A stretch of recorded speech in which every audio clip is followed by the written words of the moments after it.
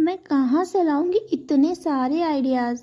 फिर मुझे पता चला इंटरनेट पे ये ड्राइंग जो आजकल बहुत ज़्यादा वायरल हो रही है। तो चलो क्यों ना इस चैलेंज को बेट करते हैं और बनाते हैं ये ड्राइंग। तो मैं इस ड्राइंग को चैलेंज में लेती हूँ और मैं इसको स्टेप बाय स्टेप करके आपको दिखाऊंगी। मुझे इस ड्राइंग को करने में बहुत ज़्यादा मज़ा आया। सबसे पहले मैं यहाँ पे इसका आउटलाइन ड्रॉ कर रही हूँ।